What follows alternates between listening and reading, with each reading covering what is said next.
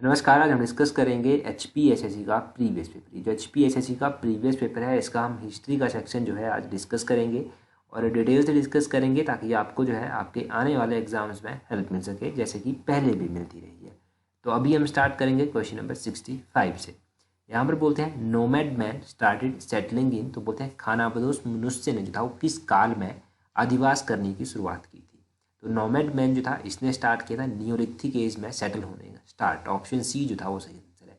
अब खानाबदोश मनुष्य के द्वारा जो था वो नवपाषाण काल में जो था वो अधिवास की शुरुआत की गई थी।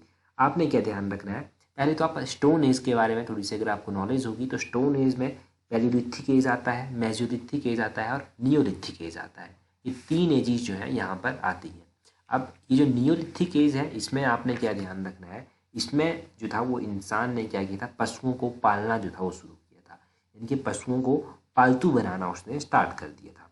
दूसरा यहाँ पर क्या किया गया था, दूसरा यहाँ पर जो पत्थर थे उसके औजार भी बनाना स्टार्ट कर दिए गए थे, परंतु उनको पॉलिश भी करना जो था वो स्टार्ट कर दिया गया था। ये भी आप ध्यान रखिए। हैंडमेड पोट्री जो था वो होती थी, उसका भी इस्तेमाल करना यहाँ पर स्टार्ट हो गया था। तो ये आपने ध्यान रखना है नियोलिथिक एज के बारे में, जिसको नवपाषाण काल भी कहते हैं। फिलहाल अब नवपाषाण काल के बारे में ही जानेंगे, पैलियोलिथिक एज, मेसोलिथिक एज फिर बाद में कभी जान लेंगे। अगला क्वेश्चन देखिए 66 नंबर क्वेश्चन। यहाँ पर बोलते हैं which God was not worshipped during the time of Rigvedic कार्य। तो बोलते हैं कि ऋग्वैदिक कार्यों के समय में कौन से देवता की पूजा नहीं की जाती थी। आपको पता होगा कि भगवान शिव की पूजा यहाँ पर नहीं की जाती थी। ऑप्शन डी जो है वो सही आंसर है। अब भगवान शिव की पूजा यहाँ पर नहीं की जाती थी। अगर आपसे पूछा जाए मरुत जो ऋग्वैदिक गॉड थे एक, ये जो था वो कौन से देवता थे, तो ये आंधी तूफान के देवता जो था वो कहे जाते थे। उसी तरह अग्नि तो आपको नाम से पता चल रहा है। अगर इंद्र की बात करें तो इंद्र को आर्यों का नेता भी कहा जाता था, आर्यों के युद्ध का नेता भी इनको कहा जाता था।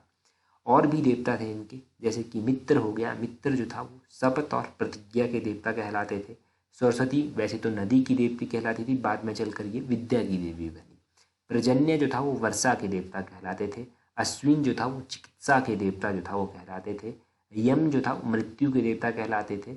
और मरुत का तो आपको पता चल गया कि आंधी तूफान के ये नेता कहलाते थे। ऋग्वेद के बारे में अभी क्वेश्चन क्या पूछा गया था एग्जाम में, क्वेश्चन पूछा गया था कि ऋग्वेद में कितने सूक्त हैं। ऋग्वेद में 1028 सूक्त हैं। इसमें आपने ध्यान रखना है 1028 सूक्त जो है वो ऋग्वेद में है। इसी से मिलता जुलता क्वेश्चन पूछ जाता है कि गायत्री मंत्र जो है वो ऋग्वेद के कौन से मंडल में आता है। तो गायत्री मंत्र ऋग्वेद के तीसरे मंडल में आता है। वो भी आप ध्यान रख लीजिए, एग्जाम में डेफिनेटली आपकी हेल्प करेगा अगर पूछा गया कहीं पर भी। नेक्स्ट क्वेश्चन देखिए, अगला क्वेश्चन देखिए 67 क्वेश्चन। बोलते हैं which Delhi sultan established diplomatic relations with China. तो कौन से दिल्ली सुल्तान ने चीन के साथ राजनयिक संबंध जो था स्थापित किए थे। चीन के साथ राजनयिक संबंध जो था वो जलाउद्दीन खिलजी के द्वारा स्थापित किए गए थे। ऑप्शन बी जो है इसका सही आंसर होगा। तो आपने खिलजी वंश के बारे में क्या याद रखना है कि खिलजी वंश की स्थापना किसने की थी। इसकी स्थापना जलालुद्दीन फिरोज खिलजी के द्वारा ही की थी। इनका पूरा नाम जलालुद्दीन फिरोज शाह खिलजी था। इन्होंने जो था वो खिलजी वंश की स्थापना की थी। आपने ध्यान रखना है कि जो जलालुद्दीन फिरोज शाह खिलजी था ये हिंदू जनता के प्रति भी जो था वो काफ़ी उदार भाव रखता था। क्रूर भाव इसका नहीं था, तो वो काफ़ी उदारता जो था ये हिंदुओं के प्रति भी रखता था। इसके अलावा आपने अलाउद्दीन खिलजी के बारे में ध्यान रखना है, क्योंकि जलालुद्दीन के बाद अलाउद्दीन आए थे। तो अलाउद्दीन का बचपन का नाम क्या था, इनका बचपन का नाम गुरसास्प था, बहुत बार पूछा गया है। अमीर खुसरो इनके समकालीन हुआ करते थे। मलिक काफूर जो था वो इनके कार्यकाल के दौरान एक एवल जर्नल जो था वो हुआ करते थे इनके, ये भी आपने ध्यान रखना है। तो ये 3-4 क्वेश्चन आप यहाँ से जोड़ लीजिए। और ये जो दिल्ली के खिलजी सुल्तान थे ये तर्की हुआ करते थे, तर्किश थे ये भी आपने थोड़ा सा इनके बारे में ध्यान रखना है। अगला क्वेश्चन देखिए 68 नंबर क्वेश्चन। बोलते हैं who were the most popular Sufis. तो सबसे लोकप्रिय सूफी कौन थे इनमें से जो सबसे लोकप्रिय सूफी थे वो कौन थे। 68 का जो है वो ऑप्शन ए सही आंसर होगा। राबीन जो था वो सबसे मोस्ट पॉपुलर सूफी हुआ करते थे। सूफी सेक्ट के बारे में डायरेक्टली क्वेश्चन पूछ जाता है। सूफी सेक्ट जो है इसकी उत्पत्ति और विकास हुआ था, तो इसकी उत्पत्ति और विकास जो था वो इस्लाम में हुआ था। इस्लाम के साथ इसको जोड़ा जाता है। और एक क्वेश्चन पूछ जाता है कि सूफीवाद इस्लाम का उदार और रहस्यवादी आंदोलन जो था वो भारत में कौन सी शताब्दी में पहुंचा था, कौन सी सदी में पहुंचा था? तो ये 11वीं सदी में जो था वो भारत में पहुंचा था। ये क्वेश्चन एग्जाम में पूछा जा सकता है। अच्छा, एक शब्द आपने सुना होगा पीर। पीर शब्द आपने बहुत बार सुना होगा। तो सूफी में जो है, सूफी परंपरा के अनुसार इस पीर शब्द का अर्थ क्या होता है? इसका अर्थ होता है सूफियों का गुरु। तो सूफियों का गुरु आपने ध्यान रखना है कि पीर शब्द का मतलब होता है गुरु ऑफ सूफीज। अगला क्वेश्चन देखिए 69 क्वेश्चन। यहाँ पर पूछते हैं the Dutch first established their hold in India in 1605 है। तो बोलते हैं 1605 में भारत में डच ने अपनी पहली पहल में अपना अधिकार कहाँ पर स्थापित किया था? तो डच के द्वारा सबसे पहली बार अपना अधिकार कहाँ पर स्थापित किया गया था? ये स्थापित किया गया था मसौलीपट्टनम में। ऑप्शन डी जो है वो सही आंसर है, मसौलीपट्टनम। ध्यान रखिए। अब देखो, अगर आप डच के बारे में जानेंगे तो डच जो है कहा जाता है कि ये नीदरलैंड के निवासी थे और पुर्तगालियों के बाद जो था ये भारत में आए थे। इन्होंने 1605 में मसूलीपट्टनम में या फिर मसौलीपट्टनम में जो था इन्होंने अपनी पहली, आप कह सकते हैं कि फैक्ट्री इन्होंने एस्टेब्लाइज यहाँ पर की थी। और आप कह सकते हैं इसके बाद 1610 में इन्होंने पुलिकत में अपना कारखाना जो था वो स्थापित किया था। सूरत में इन्होंने अपना कारखाना 1616 में स्थापित किया था। और विमलीपत्तनम में इन्होंने 1641 में अपना कारखाना जो था वो स्थापित किया था। इसके बाद इन्होंने और भी बहुत सारे कारखाने स्थापित किए। इनके बाद अंग्रेज आए, इनके ब्रिटिश आए, और ब्रिटिशर्स के बाद जो था वो डेन आए थे, फ्रांसीस आए थे। ये आपने ध्यान रखना है। पुर्तगालियों के बारे में भी क्वेश्चन कई बार पूछ लिया जाता है, बड़ा ही कॉमन क्वेश्चन है और बहुत बार एग्जाम में पूछा गया है। वो है कि पहले पुर्तगाली यात्री जो वास्को डी गामा थे वो कब भारत आए थे?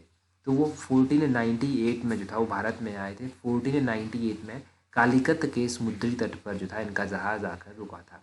ये आपने ध्यान रखना है। तो और उस समय कालीकत के जो शासक हुआ करते थे वो जामोरियन हुआ करते थे।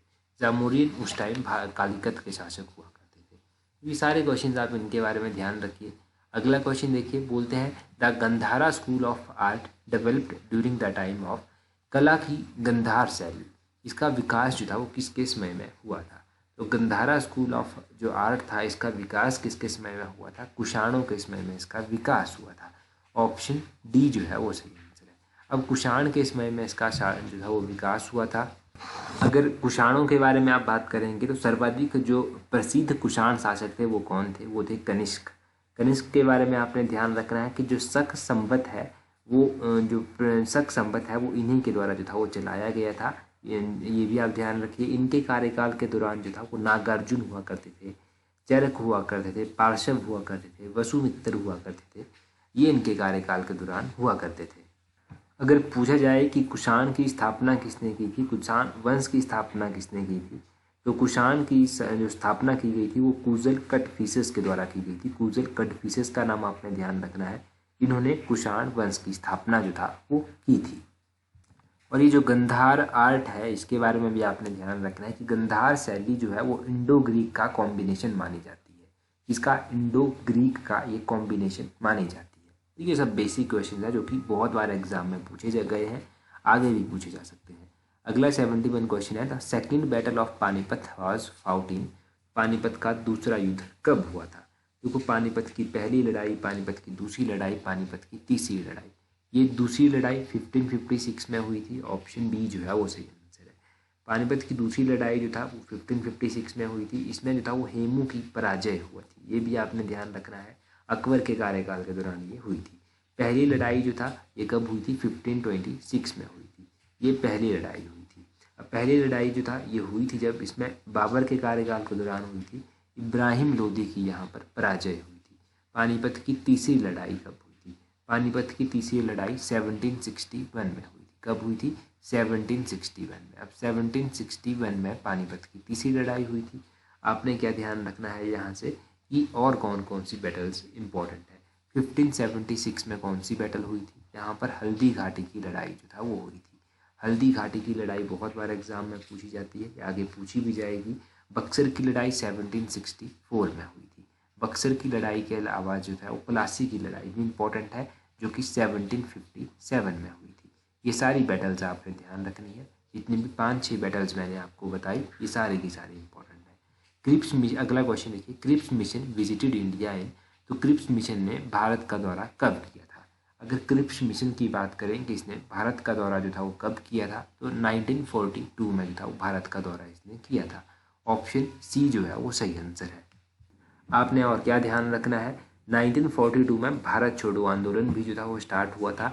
1942 में ही जो था वो महात्मा गांधी जी के द्वारा करो या मरो का नारा भी दिया गया था। और कैबिनेट मिशन योजना कब आई थी, तो ये 1946 में आई थी। 1946 में कैबिनेट मिशन योजना आई थी।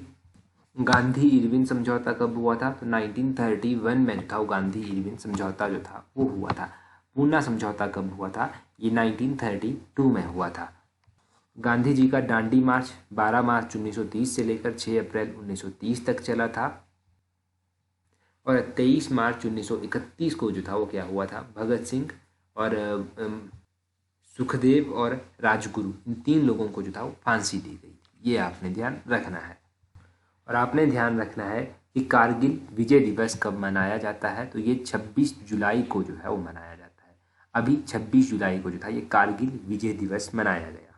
कब हुआ था कारगिल का युद्ध, 1999 में हुआ था। 1999 में ये कारगिल का युद्ध हुआ था। तो ये सब आपने यहाँ से ध्यान रखना है जो एग्जाम पॉइंट ऑफ व्यू से इंपॉर्टेंट है। अगला क्वेश्चन देखिए, who has the final right to sanction the expenditure of public money in India, तो बोलते हैं भारत में लोक धन के खर्च की स्वीकृति का अंतिम अधिकार किसके पास है? भारत में जो लोक धन के खर्च की स्वीकृति का अंतिम अधिकार है वो किसके पास है? 73 की अगर बात करेंगे तो वो है ऑप्शन ए, प्रेसिडेंट के पास। प्रेसिडेंट के पास है।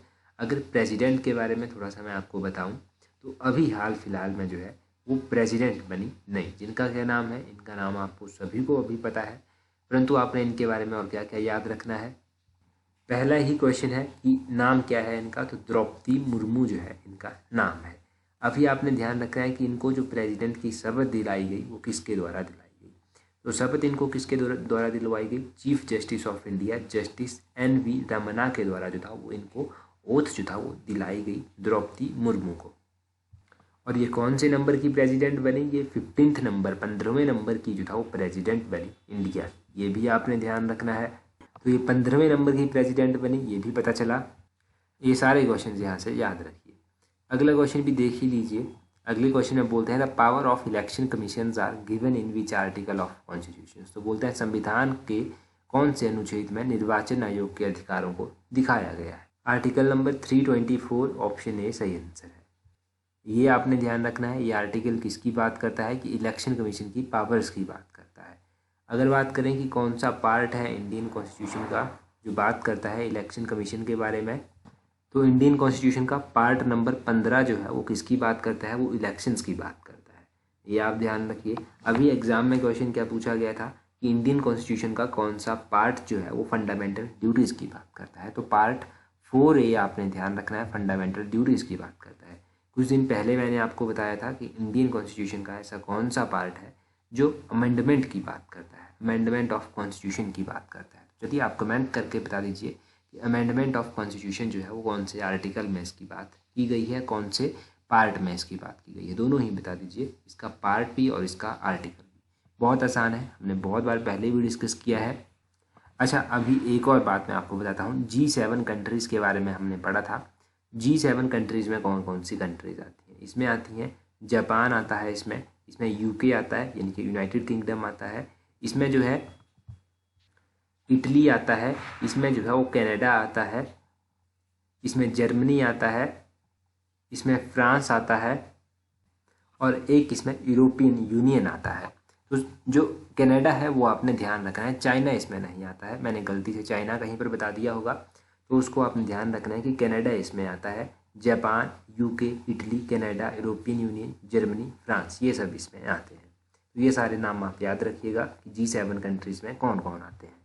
और अभी करंट अफेयर जब हमने डिस्कस किए थे तो मैंने आपको बताया था कि एक ऐसा रेगिस्तान है जहाँ पर बर्फ़बारी हुई। उस रेगिस्तान का नाम आप बता दीजिए जल्दी से, कौन से रेगिस्तान में बर्फ़बारी जो था वो हाल फिलहाल में हुई।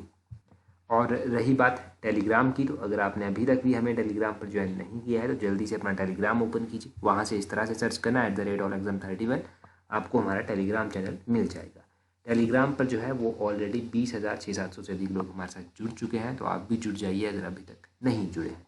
आज की वीडियो में इतना ही काफ़ी है। So that's all for today. Thank you very much for watching and listening it very patiently.